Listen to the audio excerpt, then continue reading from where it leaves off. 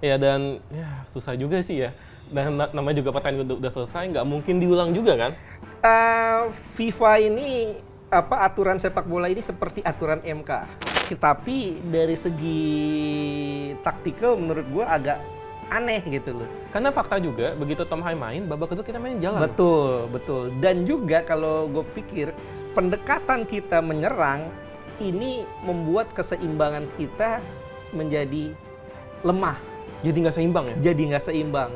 Kita tidak siap menerima serangan balik. Dan kalau menurut gue, tim nasional Indonesia kemarin itu kena jebakannya China. Sekarang masih ada sebulan, artinya kita main di kandang sendiri. Iya. Gue sih berharap STY nggak terlalu banyak eksperimen. Ini bukan Piala AFF lah. Oke. Ini kualifikasi Piala Dunia. Tingkatannya tingkatan tertinggi di level sepak bola internasional. Jadi gue pikir STY harus betul-betul cari pakem terbaiknya. Cari the winning teamnya. Jangan terlalu sering ubah di setiap pertandingan. Pemain bingung ya nanti. Betul, dia akan membuat bingung lawan. Tapi ini juga akan buat bingung tim sendiri. Sulit. Tapi yang dari Bung Ais katakan adalah intinya kita masih punya peluang. Tapi kalau jangan sampai fansnya di overcrowd nih. Gimana caranya memanage ekspektasi yang berlebihan nih? Karena kayaknya gue nangkep nih fans nih kayak supporter ya, kayak kecewa banget nih setelah kalah sama China gitu.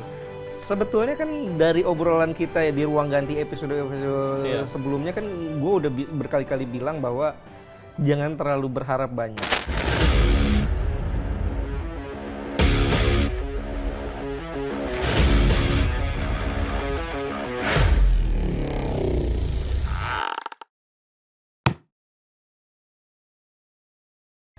Dikerjain wasit di laga lawan Bahrain hingga kepleset saat lawan China. Itulah kira-kira gambaran dari timnas di kualifikasi Piala Dunia 2026. Akibatnya, ya pemain banyak dikritik, kita juga peluang ke Piala Dunia makin menipis, hingga hashtag #STYOut kembali menggema. Terlalu prematurkah itu? Kita akan bahas lebih lanjut di podcast Ruang Ganti bersama gue Koko Montana dan ada narsum yang seperti biasa. Ada Abdul Haris, jurnalis senior. Apa kabar, Bung Abdul? Alhamdulillah baik, tapi kondisi hati kurang baik. Iya pastinya, gue juga dan pastinya netizen, Okezoners ya, Sobat Ainis juga pasti ya kesel, pasti. Kayak kurang tidur ya kayaknya ya. Boleh ya, terus di kolom komentar ya, kira-kira perasaan lo habis pertandingan lawan Bahrain dan China itu seperti apa ya? Tapi yang pasti nih, Bung Ais nih, kita gagal ya. Tadinya PSSI itu targetnya 6 poin ya? 6 poin. Iya, targetnya 6 poin. Dan dari lu juga bilangnya 4 poin ya? 4 poin, ya. Hasilnya cuma 1 poin nih. Iya, artinya memang kalau kita harusnya kalau lihat dari kemarin ya main lawan Bahrain, kemudian lawan China, kalau gue lihat harusnya kita 6 poin dapat. Harusnya 6 poin. Oke, Harusnya 6 kita poin dapet. breakdown satu-satu Iya. ya. Kita bahas dari Bahrain sedikit aja Iya. Bahrain. Ini menurut kacamata gue ya. Menurut gue Bahrain, saat lawan Bahrain kita main tuh nggak jalan ya. Secara taktikal gitu di babak pertama hingga akhirnya babak kedua agak mendingan gitu. Sebenarnya apa yang terjadi sih sampai kita nggak bisa keluar gitu, terutama di babak pertama ya, terutama. Ya, kalau gue pikir waktu lawan Bahrain memang Bahrain main awalnya tuh bagus. Mereka press para pemain kita sangat bagus dan juga mereka ini bersandiwaranya juga bagus. Guling-guling FC ya? Betul, katanya. guling-guling FC sampai ada di medsos salah satu di Instagram media Eropa ya. Ini mengatakan bahwa Bahrain tuh punya ribuan Neymar. Ribuan Neymar. Maksudnya pemain-pemainnya banyak yang Neymar semua lah. Skillnya nggak ya? Ya, ininya teatrikalnya gitu. Drama teatrikalnya ini yang membuat akhirnya disenggol sedikit jatuh dan sayangnya wasit seolah-olah mengakomodir itu gitu loh. Jatuh prit sehingga pertandingan banyak berhenti. Ini yang bikin pemain kita polanya nggak jalan karena bentar-bentar berhenti. Nah, ditambah lagi kecolongan gol, tendangan bebas lagi kan. Tapi cantik sih golnya. Muhammad Marhun. Iya, Marhun. Dari situ pelan-pelan pemain-pemain kita sudah mulai bisa menampilkan performanya ya, mulai nemu gaya mainnya. dan gol Ragnar Oratmangun. Di babak kedua hebatnya kalau gue pikir pemain kita staminanya masih lebih terjaga. Bahrain udah banyak yang Udah mulai ini ya. kram-kram. Dan itu kramnya beneran jadinya. Beneran itu, beneran. Itulah azab ya itu ya.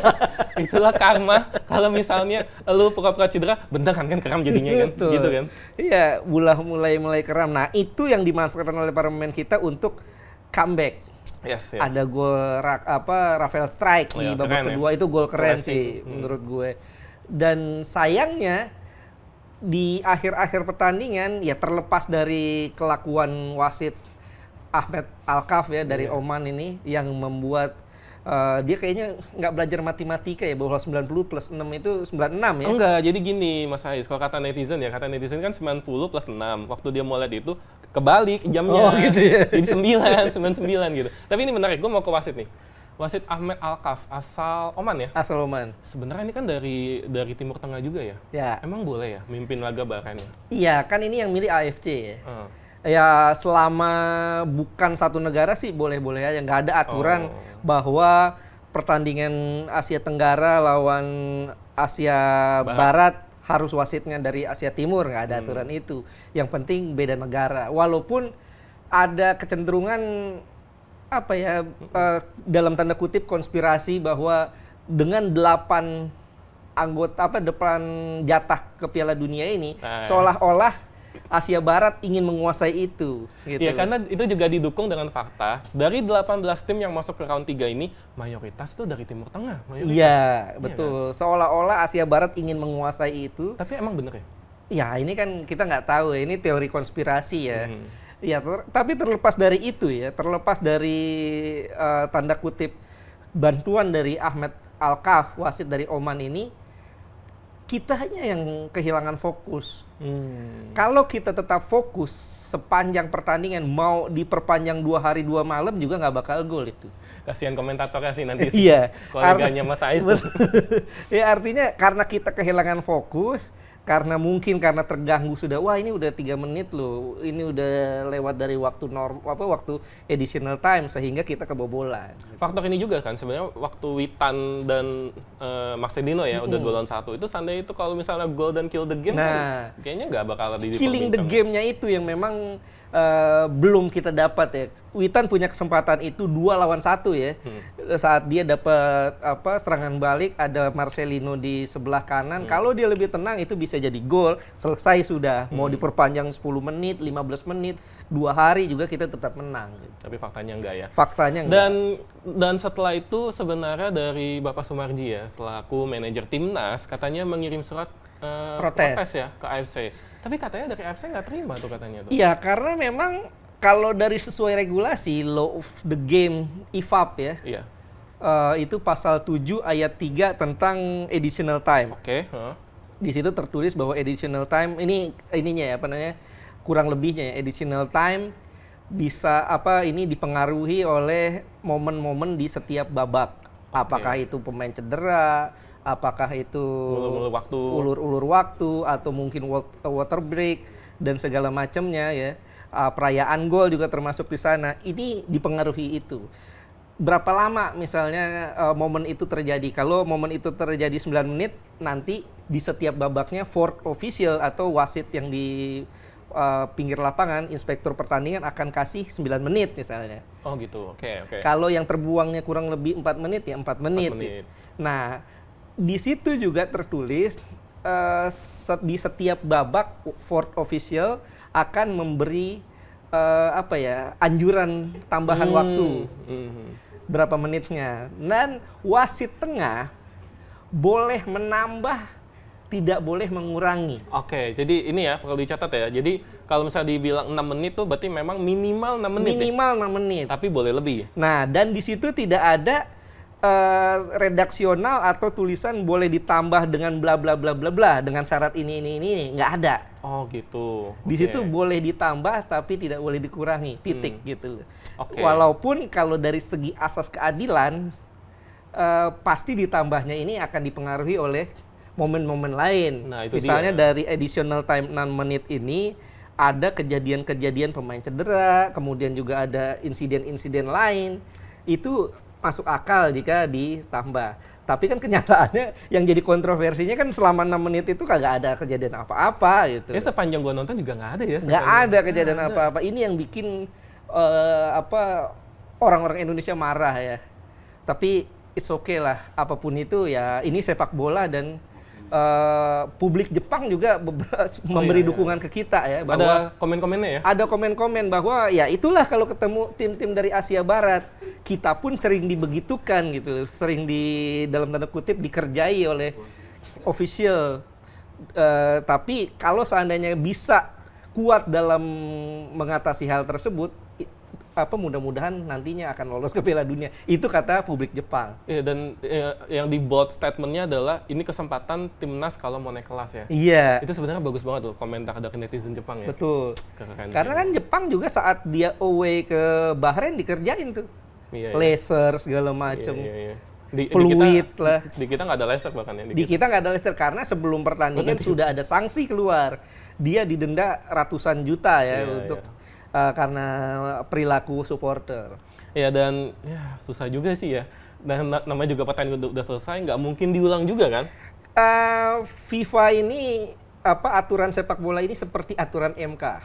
Oke, oke. Agak sedikit politik ya. Oke. Artinya keputusan yang sudah ditetapkan itu tidak bisa dibatalkan. Kalau sudah hasilnya 0-0 atau 2-2 ya udah. Walaupun keputusan itu dilahirkan oleh sebuah hakim yang tidak adil. Hakim ya, kan sebenarnya wakil Tuhan ya sebenarnya. Betul. Artinya ya mungkin yang paling mungkin adalah wasitnya nanti yang akan dihukum gitu. Tapi hasilnya tetap tidak berubah. Ya karena juga nggak ada paman juga kan di situ kan. Tapi oke lah. Oke, jadi kita move on aja ya. Yeah. Kita move on langsung ke laga melawan China, di mana ini adalah kesempatan terbaik untuk mendapatkan 3 poin pertama. Betul. Tapi ya babak pertama kok mainnya lagi-lagi kayak lawan Bahrain, nggak jalan juga, langsung kebobolan 2 gol. STY juga marah-marah juga, babak kedua bangkit tapi itu udah terlambat. Apa yang salah nih Bung Ais nih? Iya, kalau gue pikir STY terlalu pede ya. Terlalu pede? Terlalu pede menurut gue pribadi. Karena dia lihat China ini kan dia kebobolan 12 gol ya. Yes, 12 7, dari 3 game ya. 3 game, 7 lawan Jepang, 3 lawan Australia, 2 lawan Arab. Yes, ya. Ya, 12 gol. Yes. Dan hanya bisa cetak 2 gol. Artinya marginnya selisih golnya 10. Minus 10. Iya, betul. Kalau SCY percaya diri bahwa akan dapat poin maksimal di sini. Dan dia memainkan pola menyerang. Ini beda, pendekatannya beda. Dari saat kita lawan Arab Saudi, kemudian lawan Australia, dan terakhir lawan Bahrain, pendekatannya beda. 3 pertandingan awal kita pendekatannya lebih defense, counter attack. Defense, counter attack. Dan dapat 1 poin tuh masing-masing. Yes. Walaupun di lawan Bahrain harusnya kita dapat 3 ya. Nah, lawan China, STY menerapkan pola lebih ofensif. 3-4-3 dan yang dimainkan ini adalah pemain-pemain ofensif. Oh. Asnawi iya. di sisi sayap, Asnawi 2 pertandingan tidak main, Tiba-tiba main ya? tiba-tiba masuk lagi jadi kapten, main. Kemudian di kiri ada Sein Patinama. Sein juga dalam 2 pertandingan ya, kalau nggak salah ya, tidak main juga. Kali ini dimainkan. Ini ada 4 perubahan yang dilakukan oleh STY. Bahkan sampai Kevin Verdong pun yang memang back kiri dibalikin lagi ke back tengah kan? Back tengah. Kalau gue pikir itu sah-sah aja ya, karena Kevin Verdong saat menghadapi Arab Saudi Tampil cukup baik. tampil cukup bagus. Kemudian selain Jordi Amat juga, itu Bahrain ya? iya, selain Jordi Amat kan cedera. Sandy Walsh juga kabarnya tidak fit ya. Tapi kan masih ada Eliano Reinders. Nah, itu dia. Itu dia yang jadi pertanyaan, kenapa Eliano Reinders yang susah payah kita kebut naturalisasinya Oke. justru tidak masuk line up. Kenapa tuh kira-kira tuh? Ya ini taktikal ya kabarnya ya, karena kalau dari segi kebugarannya tidak ada masalah cedera kabarnya yang dialami oleh Eliano Reinders. Ya tapi itu balik lagi ke kebijakan dari pelatih ya, itu hak prerogatif pelatih lah. Bagaimana dengan Tom Hai? Nah ini dia, ini yang menurut gue bingung ya. STY menerapkan strategi menyerang. Iya. Dia memainkan pola 3-4-3 dengan harapan bisa lebih menguasai permainan, tapi kenapa yang dimainkan dua holdingnya ini pekerja keras? Ivar Jenner Ivar dan Nathan. Nathan Chuaon. Justru Tom Hai yang menjadi jenderal permainan yang tampil bagus saat lawan Bahrain, kok nggak dimainkan sejak awal ya? Tidak dimainkan Apakah sejak awal. mungkin karena dikhawatirkan dia tidak begitu fit? Ya, Mengingat mungkin usianya mungkin? ya pelatih yang lebih tahu ya Sayangnya pastinya kita, itu ya. kita nggak tahu ya sayangnya. Tapi dari segi taktikal menurut gua agak aneh gitu loh. Karena fakta juga, begitu Tom Hai main, babak kedua kita main jalan. Betul, betul. Dan juga kalau gue pikir pendekatan kita menyerang ini membuat keseimbangan kita menjadi lemah. Jadi nggak seimbang ya? Jadi nggak seimbang. Kita tidak siap menerima serangan balik. Dan kalau menurut gue, tim nasional Indonesia kemarin itu kena jebakannya China. Karena bukan hanya Indonesia yang mengubah pola main dari defense ke offense. China juga mengubah gaya main. Apa yang diubah oleh China? China, pelatih Branko Ivanovic-nya sekarang lebih defense. Oh, oke. Karena secara logika, harusnya China yang rankingnya lebih tinggi dibanding Indonesia. Kemudian juga mereka secara head to head juga lebih banyak menangnya ketimbang Indonesia. Harusnya mereka akan main offense. Ternyata mereka lebih menunggu ya mainnya. Nah, itu dia menurut gue, mereka sadar bahwa Indonesia sekarang beda dengan Indonesia yang dulu. Karena kebanyakan adalah pemain-pemain Eropa yang punya ball position bagus, kuasai bolanya bagus, fisik kuat. Mereka akhirnya main defense. Kita bisa lihat kemarin mereka daerah pertahanannya sangat rendah sekali. Iya sih. Mereka lebih memainkan pola-pola panjang, serangan balik. That's why, makanya Sintayong agak sedikit, ya nggak ngomel sih, tapi dia mengkritisi taktik China yang katanya, kok tiba-tiba jadi kick and rush, jadi main long ball tiba-tiba ya? Betul. Nah, ini yang bikin tim nasional Indonesia kebingungan. Dan lagi, pinternya Branko Ivanovic, dia menginstruksikan para pemainnya press para pemain Indonesia. Ya, itu ya. Jadi defense-nya itu bukan defense pasif, tapi defense yang memberi pressure kepada Gegen pemain. ya jadinya ya? Betul. Jadi ibaratnya mereka tidak kasih kesempatan kita berkembang. Itu yang terjadi di babak pertama. Apalagi kreativitas para pemain kita di babak pertama ini, terutama di lini tengah ya, itu tidak jalan. Nathan, Ivar bingung. Saat pegang bola, dia mau passing ke depan ditutup semua. Akhirnya balik lagi ke belakang. Dan ironisnya ada kesalahan Sein. Di niat mau tutup bola justru dicolong ya. Gue jadi keinget sama Maman Abdurrahman. Dulu juga gitu kan dulu. Ya beda tapi ya konteksnya ya Itu Piala AFF ya. Piala AFF 2010 ya. Yes. Nah, dan juga gol kedua menurut gue ini miskoordinasi antara J.I.Jes dan Mes Ilgers. Itu sebenarnya bola kita lagi mencoba untuk build up kan dari sisi Lagi build kiri up, kan. lagi build up, kerebut. Nah, ini jarak antara Mes dan J.I.Jes itu terlalu jauh. Harusnya Miss Hilgers itu mendekati Jai dong harusnya kan. Iya. Supaya buat menutupi ruang itu. Sebetulnya kalau gue lihat Mes Hilgers itu udah narik offside. Oh. Tapi J.I.Jes ini masih ada di belakang sedikit gitu loh. Jadi si striker China ini Zheng Ziwei ya. Zhao Yunling. Iya. Zhao Yuning ya mirip Darwin Nunes lah katanya. Betul. Ini dia satu langkah sedikit di belakang J.I.Jes. Sehingga saat dia dapat bola true pass, baik itu J.I.Jes ataupun Mes Hilgers nggak siap. Ini yang memang menurut gue 2 gol yang didapat oleh China itu murni dua-duanya kesalahan kita. Itu sesuai dengan yang dikatakan STY juga saat press conference, dia bilang pemain kita tuh kehilangan konsentrasi sebenarnya. Nah, betul. Ya, ini oke lah. Ini sulit untuk diterima sih sebenarnya sih. Iya, jadi gue pikir kemarin kekalahan kita lawan China ini pure kegagalan perjudian STY. Kali ini STY kalah strategi dengan Branko Ivanovic. Apakah ini maksudnya Bung Ais adalah STY agak meremehkan? Ya, bisa jadi ya. Karena STY yakin kali ini dia bisa melakukan pendekatan dengan strategi menyerang, tapi kalau gue pikir pilihan pemainnya kurang tepat. Harusnya kalau mau menyerang ya dimainkan. Gua nggak ini ya, Asnawi dimainkan dan Sein Patinama dimainkan, ini mungkin masuk akal karena Menurut Bung Ais nggak masalah ya? nggak masalah.